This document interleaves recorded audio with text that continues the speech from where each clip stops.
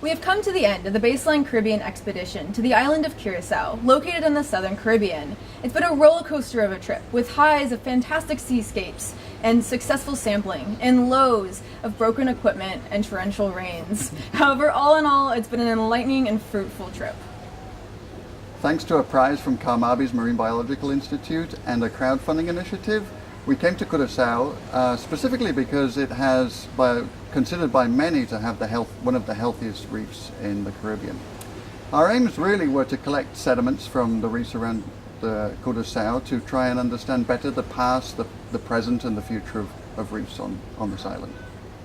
We collected samples both from modern reefs along the kind of the substrate of the reefs, which give us a picture of what these reefs looked like within the last 30 years.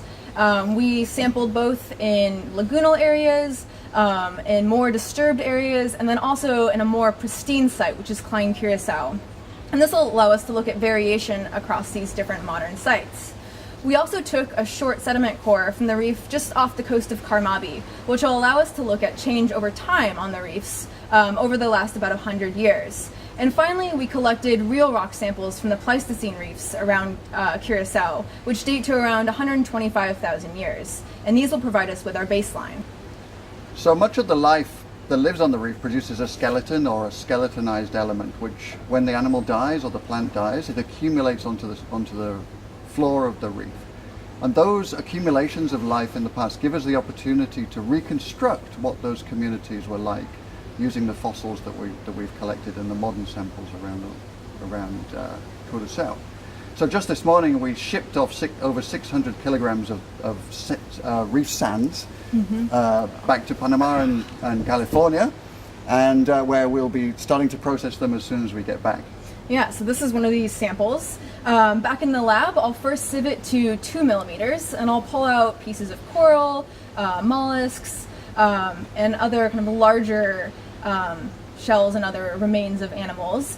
And this will allow me to kind of reconstruct the ecology of the benthos. I'll then digest away all of the calcium carbonate, so all the pieces of shell, remaining pieces of shell and coral with acetic acid, and I'll then use the remaining residue to look for the denticles.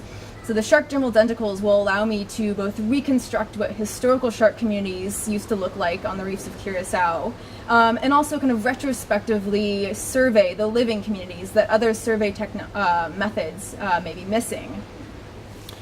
So that's the big samples. With the smaller samples, the smaller bulk bags, we'll take these back to Panama and we'll put these under the microscope and then carefully look for the spicules or the glassy spines of sponges, which can help us reconstruct sponge communities over time. And it turns out that a lot of the reef fish, when they die or when they're consumed by other fish, their ear bones, the calcified ear bones, which all vertebrates have, accumulate on the seafloor too. And actually the reef sands are packed full of otoliths. Nobody knew this before we started doing this. And the great thing about that is that each group of fish has a differently shaped ear bone, and that gives us the opportunity to know what type of fish there were on the reef in the past and compare them to the present. But also there's much more information than that. So the size of the otolith actually gets bigger when the fish gets bigger as well. And so we can try and age the fish at the time of death. And also it produces rings, which gives us the opportunity to determine how fast the fish grew during its lifetime. So together, all of these remains of plants and animals that we're picking out of these samples can give us a rounded view of entire reef communities, all the major groups that live on coral reefs. The fish, the corals, the mollusks, the sponges, anything that leaves kind of a fossil in the sediment. And this is really important to, one, kind of reconstruct pristine conditions on these reefs, two, understand how they've changed over time, both due to natural and human effects, and also finally basically set more realistic conservation goals for these reefs of Curacao, as the communities in Curacao rely very heavily on them.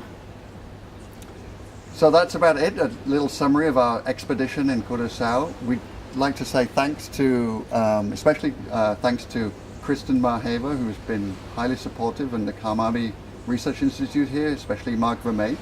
We'd also like to thank the Smithsonian Tropical Researchers in Panama, And Save Our Seas Foundation as well, and the people of Curacao, and particularly our boat driver, Senor Martinez, and his boat, the Marco Polo, who've been critical to our sampling endeavors. And finally, we had all of the supporters in our crowdfunding initiative through experiment.com. And the last person we'd like to thank is the person that you haven't seen much of on this trip, and that's Ana Endada, who's our videographer, and she needs to come forward and sit here, right here, On this sample. On the sample. on the sample, so that we actually get a chance to see who this person is that's been doing these incredible videos and documents of our expedition, making us look much better than we really are. Thanks, Anna. Thank you. Yay!